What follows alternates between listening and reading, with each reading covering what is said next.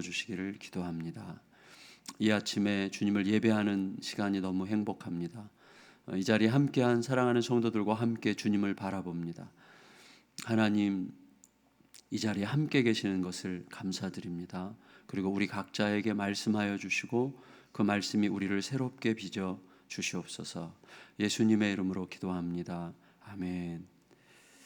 오늘 18일 토요일입니다. 누가복음 14장 1절에서 14절까지 말씀이네요. 누가복음 14장 1절에서 14절까지 우리 한 절씩 교독하겠습니다.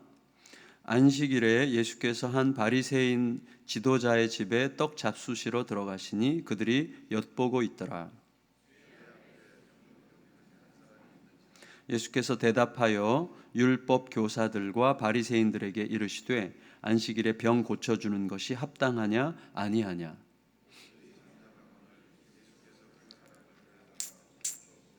또 그들에게 이르시되 너희 중에 누가 그 아들이나 소가 우물에 빠졌으면 안식일에라도 곧 끌어내지 않겠느냐 하시니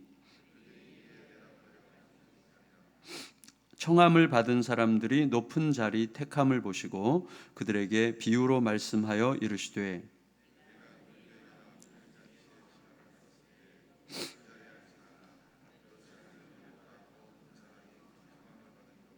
너와 그를 청한 자가 와서 너더러 이 사람에게 자리를 내주라 하리니 그때 내가 부끄러워 끝자리로 가게 되리라.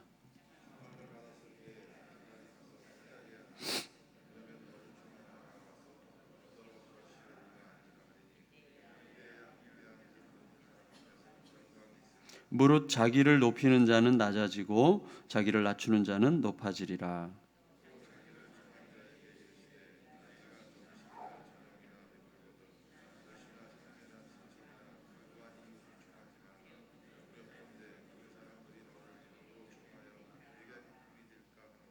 잔치를 베풀거든 차라리 가난한 자들과 몸 불편한 자들과 저는 자들과 맹인들을 청하라.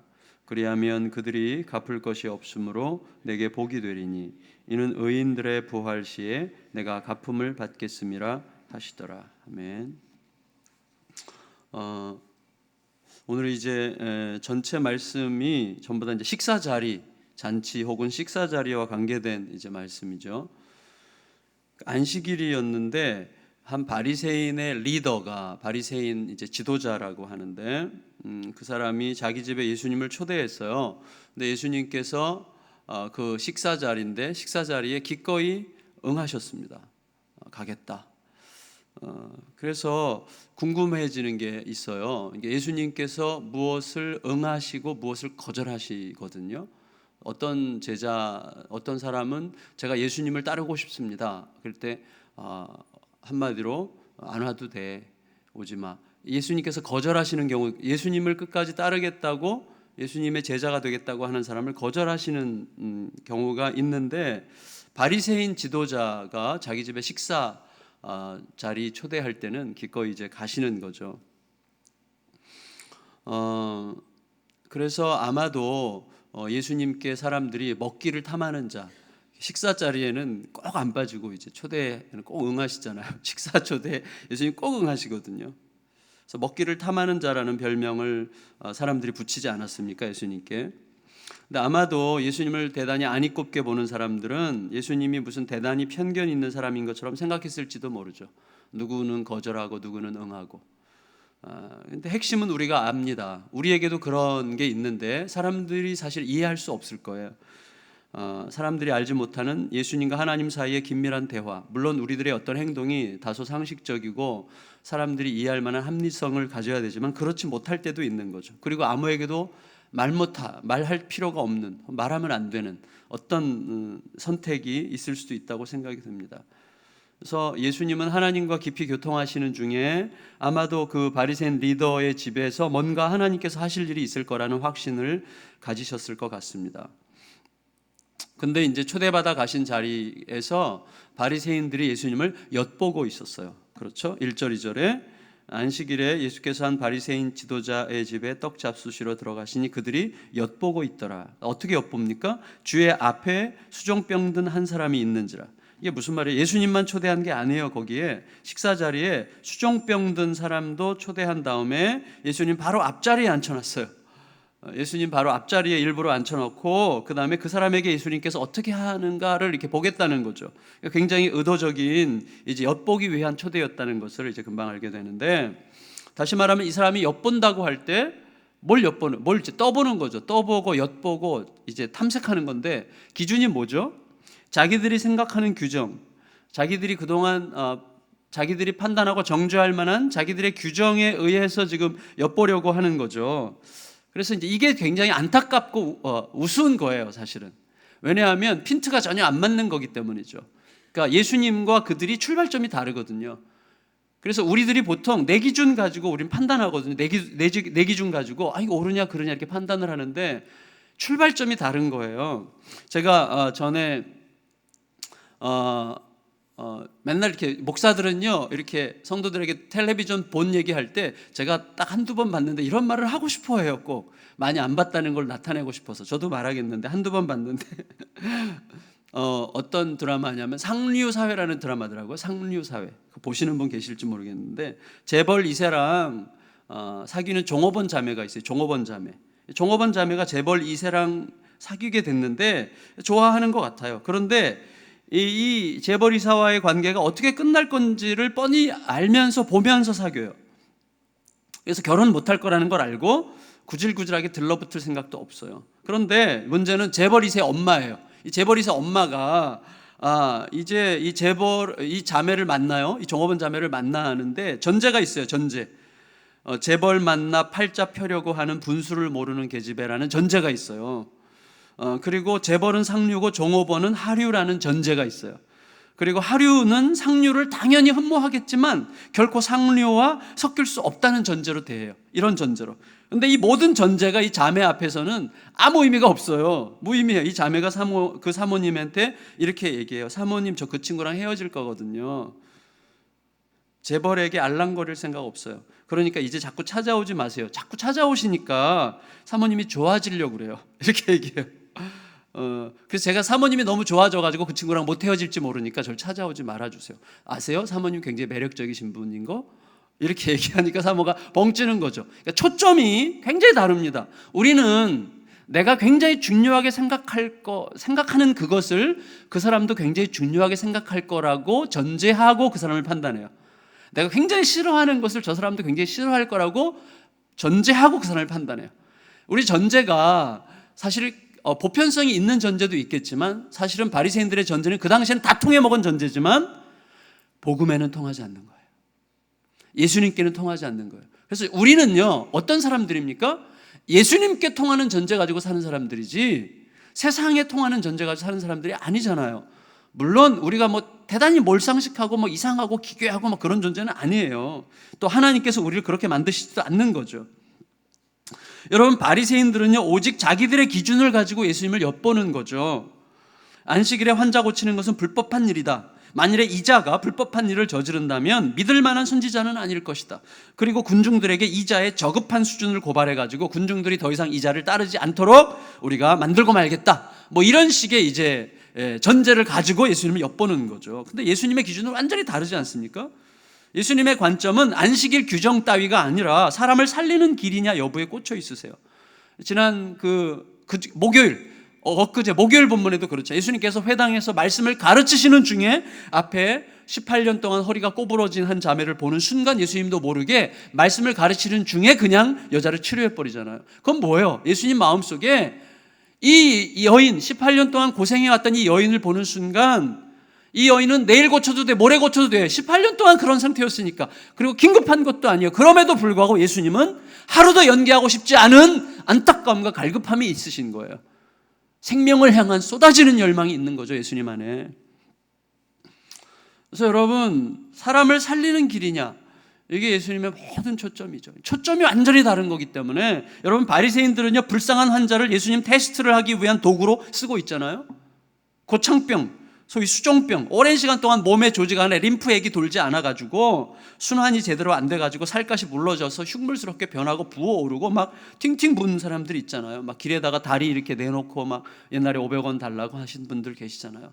막 이렇게 퉁퉁 부어가지고 얼마나 좀 힘든 시간을 보내는 것입니까? 그런데 이 불쌍한 사람이 단지 누군가를 테스트하기 위한 실험 기구가 되고 있어요.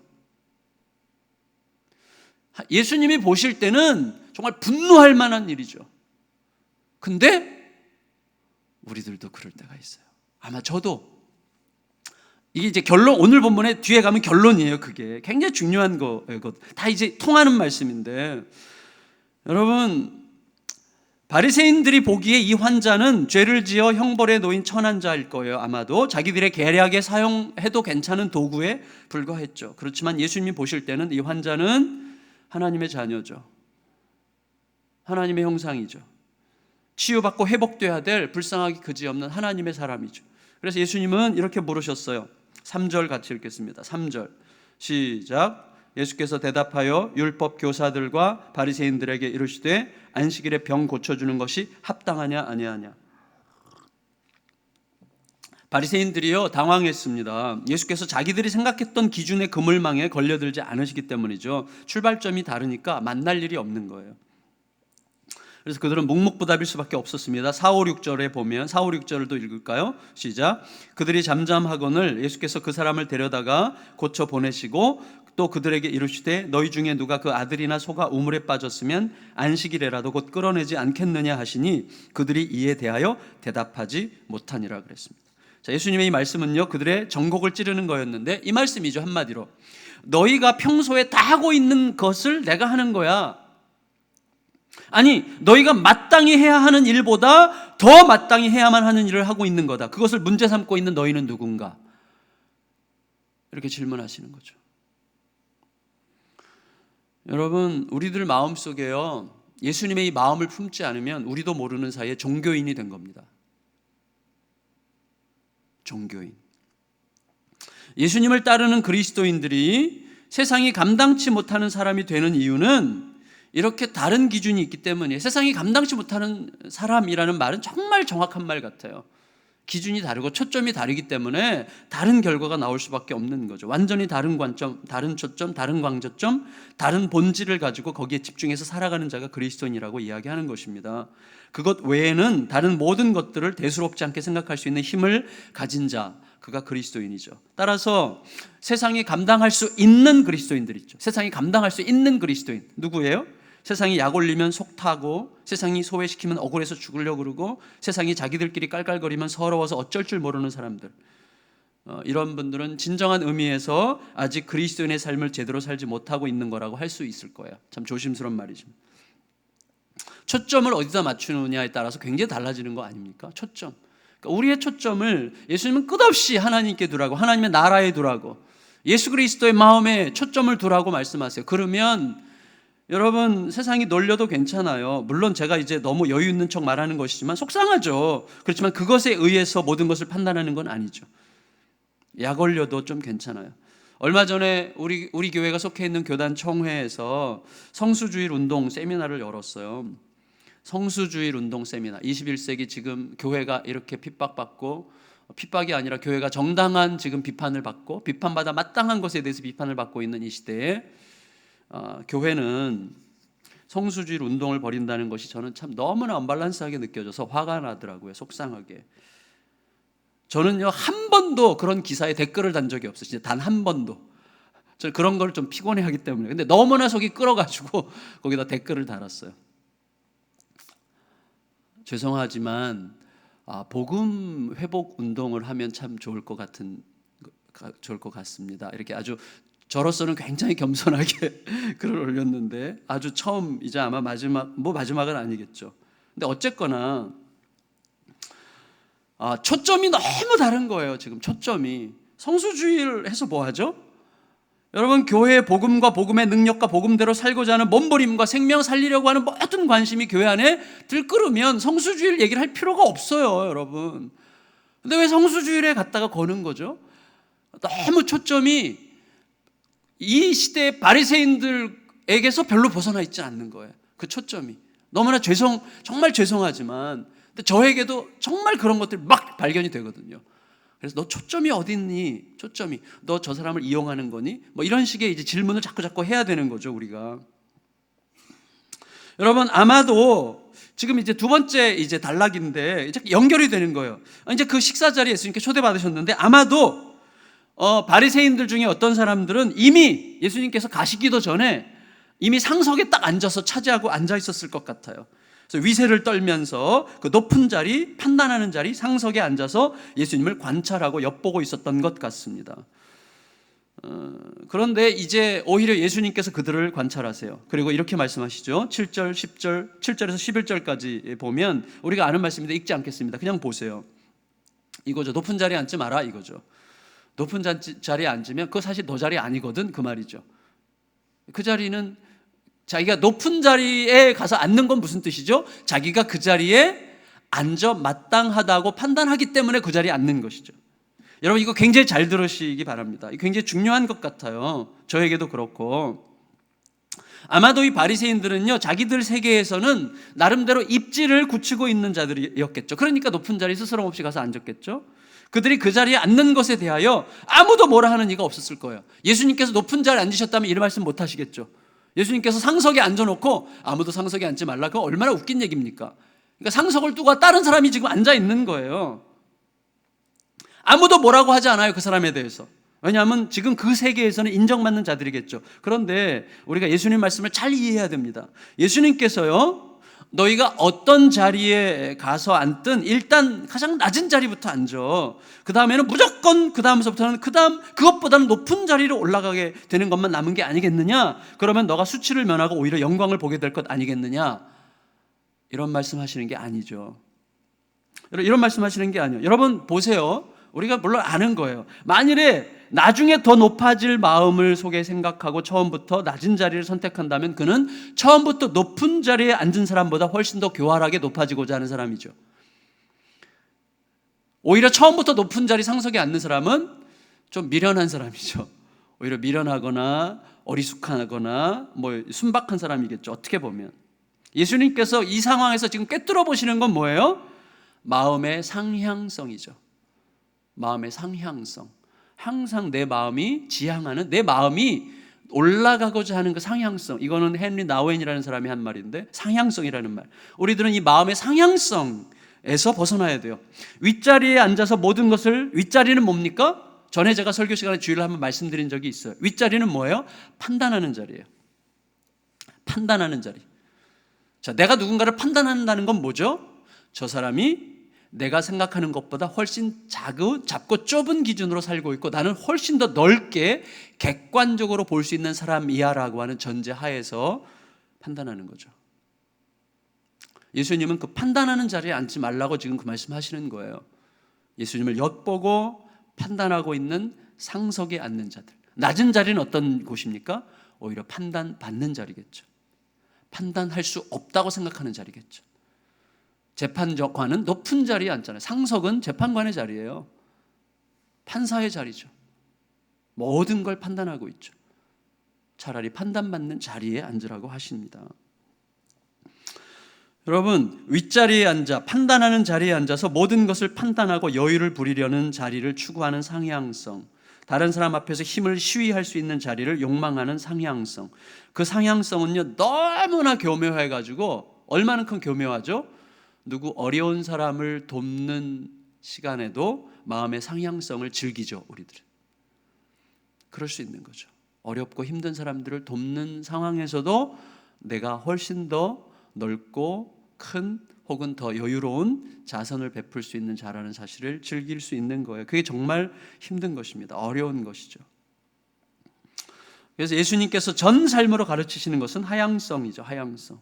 그래서 여러분 우리들은요 결국에는 높아질 것을 염두에 두면서 낮아지는 자가 아니라 우리가 본래 높은 자리에 앉을 수 없는 자라는 사실을 알기 때문에 낮은 자리를 찾는 자여야 되는 것이죠.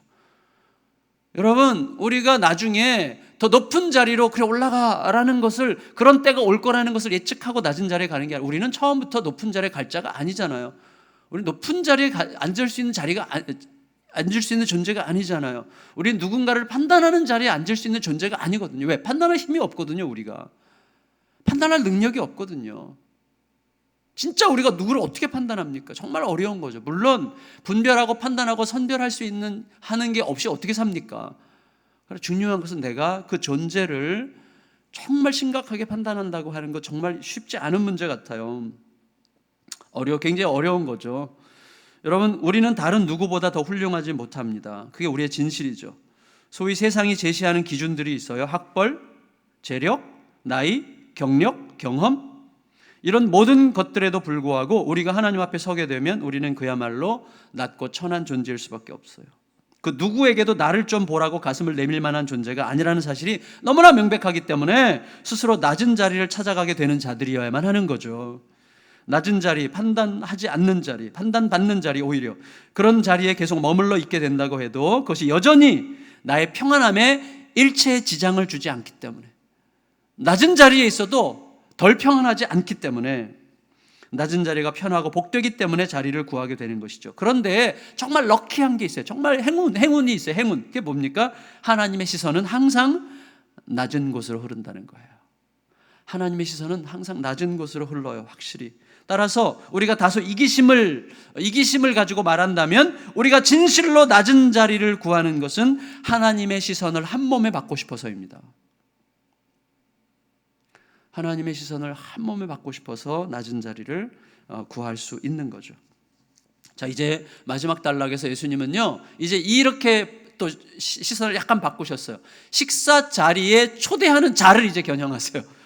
자, 이제 식사 자리에 초대받았던 바리새인이 높은 자리에 앉은 걸 보고 이렇게 아주 깊은 진리를 얘기하셨고, 그 다음에는 식사 자리에 초대하는 자에 대해서 얘기하세요. 자, 초대한 자가 어떻게 초대해서 예수님을 엿보려고 초대했어요.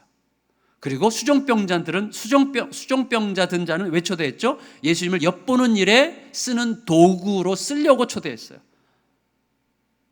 예수님께서 하시는 말씀은 뭡니까? 그건 초대가 아니라는 거죠. 돌려받기 위한 계산과 내 이익과 내 의의를, 내 공로를, 내 자랑을, 내 무엇을 확보하기 위해서, 내 이익을 위해서, 어떤 형태의 것이건 내 이익을 위해서 누군가를 초대하는 것은 초대가 아니라는 거예요. 그건 초대가 아니면 뭐죠? 이용이죠. 이용. 그리고 우리도 굉장히 많이 이런 식의 초대를 할 수 있을 거라고 생각이 됩니다. 그 사람을 초대하면 내 이름이 높아지죠. 그래서 저도요, 올해 6주년 기념 예배 때 그거 안 하려고 그래요. 제가 1주년, 2주년, 3주년 기념 예배 때는요, 한국교회에서 좀 알만한 유명한 목사님, 저랑 친하다는 거 한번 나타내고 싶어가지고 그런 분들 영상 받아가지고 보여줬거든요. 예수양남교회 2주년을 축하합니다. 와, 저분이 우리 교회를 아시는구나. 우리 목사님이랑 친한가 봐. 물론 저 친한 사람 엄청 많아요. 근데 그거 예수님께서 안 좋아하시는 것 같아요. 그러지 말라는 거예요. 여러분, 누구를 초대할 때는요, 반드시 우리는 내 수준을 생각해요. 내 수준에 걸맞는, 혹은 내 수준을 높여줄 수 있는, 내 이름을 좀 더 확보해 줄 수 있는, 내 이름을 드러낼 수 있는, 자랑할 수 있는, 그래서 되받을 수 있는, 명예를 되받든지 이익을 되받든지 이런 사람들을 우리가 초대하지 않습니까? 대다수가 그렇게 초대해요. 근데 그건 예수님은 초대가 아니라 이용이라는 거예요. 이용. 너가 되돌려 받을 수 없는 사람들을 초대하라고 이야기하세요. 그게 초대다. 따라서 초대는 뭐예요?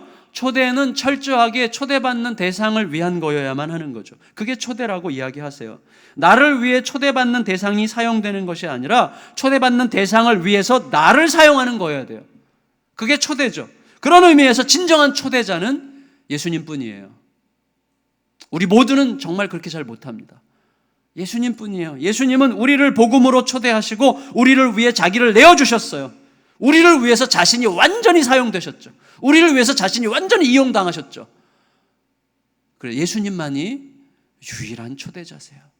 그래서 예수님을 생각하면 그렇게 사심 없이 기쁜 거예요. 예수님만 생각하면 그래서 그렇게 행복한 거예요. 예수님만 생각하면 마음이 단순해지는 거예요. 예수님만 생각하면 복잡하지 않아요. 그냥 기쁘죠. 왜? 예수님은 유일한 진정한 초대자이시기 때문입니다. 그런데 결과적으로 그 초대를 통해서 우리 모두를 얻으셨어요. 저는요, 우리의 삶에서 회복되어야 될 가장 중대한 면이 바로 이런 초대하는 삶이라는 사실을 깨닫습니다. 서로를 나의 삶에 초대할 때, 누구를 초청할 때, 만날 때 무엇을 위해서? 내 기쁨을 위해서? 내 이익을 위해서? 내 만족을 위해서? 내 자기 확신을 위해서가 아니라 정말로 그를 위한 초대여야 되는 것이죠. 그를 위해 내가 사용되기를 바라는 거죠. 그렇다고 이제 오늘부터는 아마 식사 자리에 아무도 초대 안 할 것 같아요. 자꾸 이제 이게 맞나? 이거 목사님 위한 거 맞나? 아니면 이거 내가 내 이익과 내 평안을 위해서 목사님 괜히 초대해서 목사님 이용하려고 하는 거 아닌가? 그런 생각 너무 하지 마시고요. 그냥 편안하게 초대 계속 하세요. 다만 이런 것이 우리 속에 질문돼야 된다는 거. 질문돼야 된다는 거. 자, 여기 핵심 근본 원리는 이거예요. 주님께서 우리에게 주시려고 하는 평화에는 근본 원리가 있는데 그 원리는 뭐냐면 각 사람이 중요하다는 믿음이에요. 평화에는 근본 원리가 있는데 각 사람이 중요하다는 믿음이다. 다시 말하면 그 사람은 내게 이용당하면 안 되는 자다. 그 자체로 너무나 중요한 사람이라는 전제가 있어야 된다는, 이건 제 이렇게 멋있고 단순하고도 이렇게 멋있는 통찰을 누가 합니까? 제가 하지 않은 거예요. 이건 장 바니에라는 분의 말인데 요즘 제가 이분에게 꽂혀 있어가지고,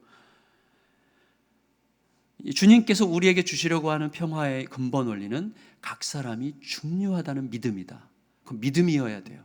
하찮게 보이는 그 사람도 중요한 사람이라는 믿음이 있어야 돼요. 어떤 믿음이죠? 예수님께서 그를 위해 죽으셨으니까. 너무나 중요한 거죠, 이게.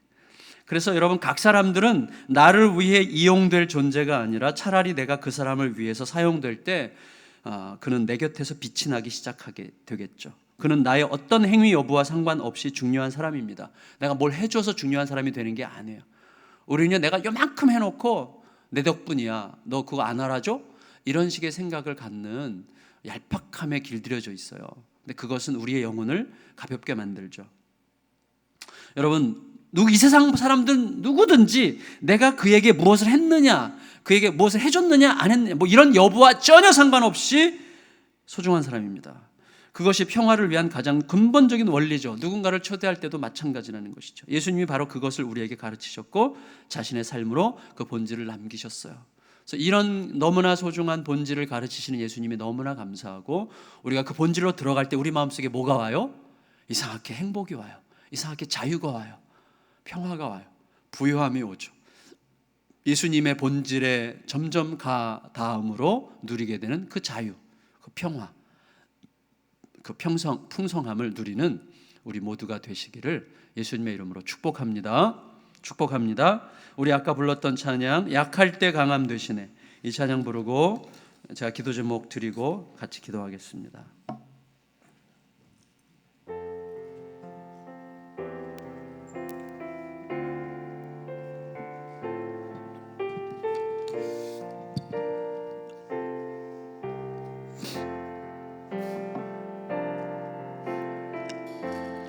약할 때 강함 되시네, 나의 보배가 되신 주 나의 모든 것. 주 안에 있는 보물을 나는 포기할 수 없네, 주 나의 모든 것. 약할 때 강함 되시네, 약할 때 강함 되시네, 나의 보배가 되신 주 나의 모든 것. 주 안에 있는 보물을 나는 포기할 수 없네, 주 나의 모든 것. 다시 합니다. 약할 때 강함 되십니다. 약할 때 강함 되시네, 나의 보배가 되신 주 나의 모든 것. 주 안에 있는 보물을 나는 포기할 수 없네, 주 나의 모든 것. 예수 어린 양, 예수 어린 양, 존귀하니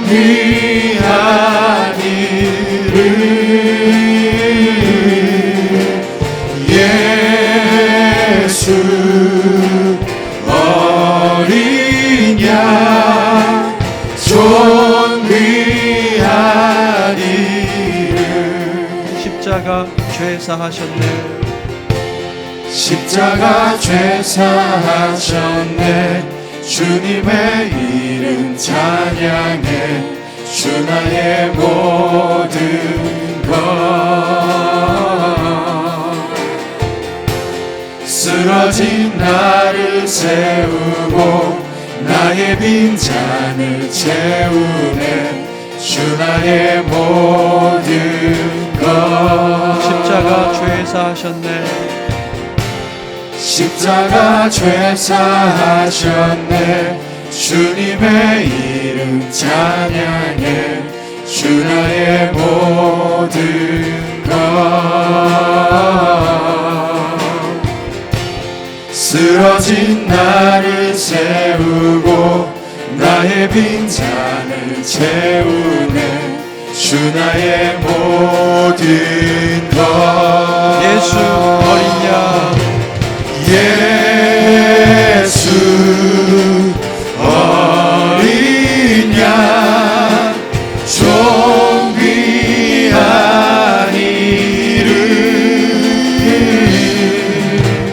예수 어린 양, 존귀한 이름.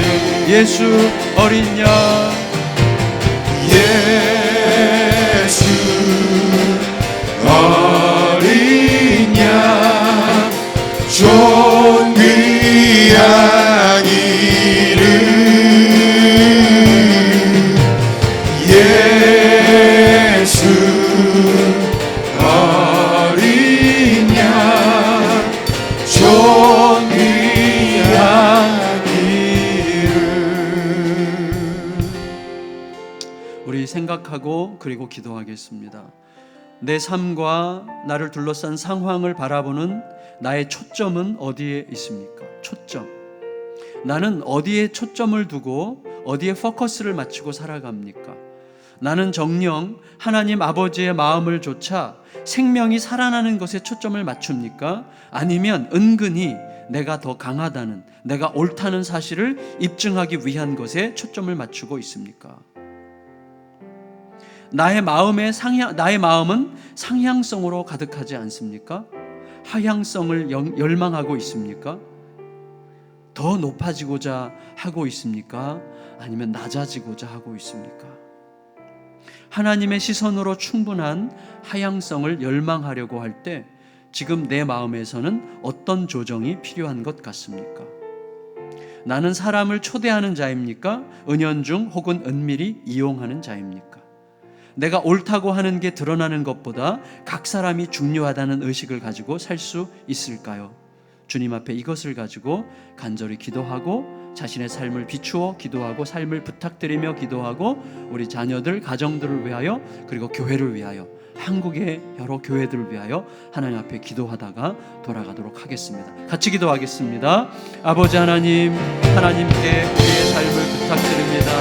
신실하신 주님, 이 아침에 누가복음 14장 14절 말씀을 전하게 하셨습니다. 그 말씀을 통하여 자신의